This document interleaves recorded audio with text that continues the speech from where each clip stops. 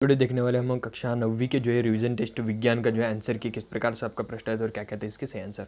सबसे पहले आपको जो प्रश्न यहाँ पर सही विकल्प में पूछा गया था कि भाई कोशिका का पावर हाउस क्या है, तो कोशिका का पावर हाउस का आपका पहले आता है ये माइटोकॉन्ड्रिया जो है कोशिका का पावर हाउस कहलाता है।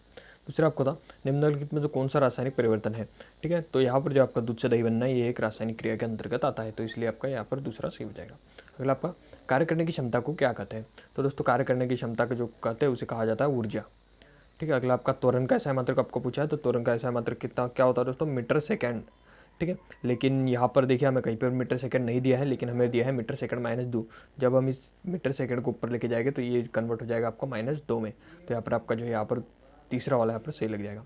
अगला देखते हैं निम्नलिखित में से कौन सा रोग मच्छर से नहीं होता है, तो दोस्तों आप सभी को पता है डेंगू और जो मलेरिया होते हैं ये मच्छर से होते हैं और ये मच्छर द्वारा ही फैलते हैं, लेकिन जो यहाँ पर आपका निमोनिया और मस्तिष्क ज्वर है ये जो है यहाँ पर आपका मच्छर से नहीं होता है। लेकिन यहाँ पर क्या पूछा है हमें, संचरित यानी फैलने की बात कर रही है, तो निमोनिया जो आपका ये मच्छरों से फैल सकता है, लेकिन मस्तिष्क का जो दर्द है, सिर दर्द है, वो नहीं फैल सकता, इसलिए आपका तीसरा यहाँ पर टिक लग जाएगा।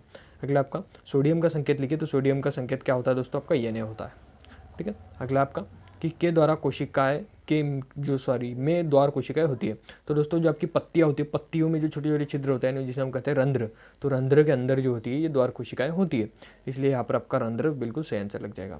अगला आपका वेग परिवर्तन की दर को क्या कहते हैं, तो आप सभी को पता होगा दोस्तों जो वेग में जो परिवर्तन आता है उसे हम कहते हैं त्वरण। ठीक है, तो यहाँ पर आपका त्वरण बिल्कुल सही लग जाएगा। अगला आपका बल का एसआई मात्रक, तो दोस्तों बल का जो अगर हम मात्रक की बात करें, सिर्फ मात्रक की, तो यहाँ पर आपका आता है न्यूटन मीटर सेकेंड। ठीक है, लेकिन अगर हम यहाँ पर एसआई मात्रक की बात करें, ठीक है, तो यहाँ पर आपका सिर्फ न्यूटन आएगा। ठीक है, तो आपको यहाँ पर क्या लिखना है, न्यूटन लिखना है। अगला जल का क्वथनांक क्या होता है, तो जल का क्वथनांक होता है दोस्तों 100 डिग्री, यानी जल किस मात्रा पे जो उबलने लग जाता है तो 100 डिग्री पे यहाँ पर आपका सही लग जाएगा। अगला देखते हैं हम सही जोड़ी, तो दोस्तों देखिए न्यूटन, तो न्यूटन ने दिए थे गति के नियम, तो यहाँ पर आपका जो है 5वां लग जाएगा।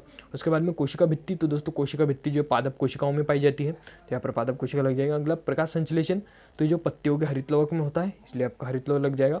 लोहे में जंग लगना ये एक दोस्तों एक रासायनिक क्रिया है, इसलिए आपका रासायनिक परिवर्तन लग जाएगा। और कोशिका की खोज दोस्तों रॉबर्ट हुक ने की थी, तो यहाँ पर आपका पहला लग जाएगा। चलिए देखते हैं एक शब्द एक वाक्य में उत्तर। अगला देखते हैं द्रव्य पदार्थ की वो अवस्था जिसमें आकार व आयतन दोनों निश्चित होते हैं वो क्या कहलाते हैं, जैसे हम कहते हैं दोस्तों ठोस। अगर अनिश्चित पूछेगा तो हम कहेंगे वहाँ पर गैस, और अगर एक अनिश्चित पूछेगा तो हम कहेंगे वहाँ पर द्रव। ठीक है, तो यहाँ पर जो हमें दोनों ही निश्चित पूछा गया इसलिए हम लिख देंगे ठोस। अगला आपका कि पौधे में किस ऊतक के द्वारा जल एवं खनिज का संवहन होता है, तो दोस्तों वो होता है जड़ के द्वारा जल एवं खनिज का संवहन, तो यहाँ पर आपका जाइलम लग जाएगा।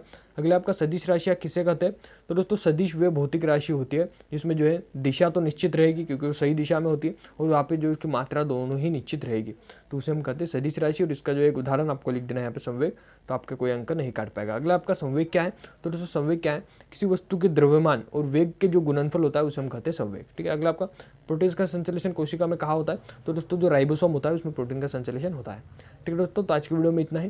ठीक है, लास्ट में मैंने जो है एक आपका आंसर की बना कर रख दी है, तो डिस्क्रिप्शन बॉक्स आप चेक कर लीजिए, जहाँ पर आपको जो आंसर की मिल जाएगी और बड़ी आराम से आप भर सकते हैं। ठीक है, अगर मुझे समय मिलता है तो मैं आपका जो इसका फुल सभी क्वेश्चन का आंसर भी आपके लिए लेकर आ जाऊँगा, जिससे जो आपको कोई भी दिक्कत नहीं होने वाली है। ठीक है, तो दोस्तों तो चलिए मिलते हैं नेक्स्ट वीडियो में और किसी नए टॉपिक के साथ। अगर आपने चैनल को सब्सक्राइब नहीं किया तो चैनल को सब्सक्राइब कर लीजिए, जिससे और आने वाली कोई भी अपडेट आप तक पहुँच सके।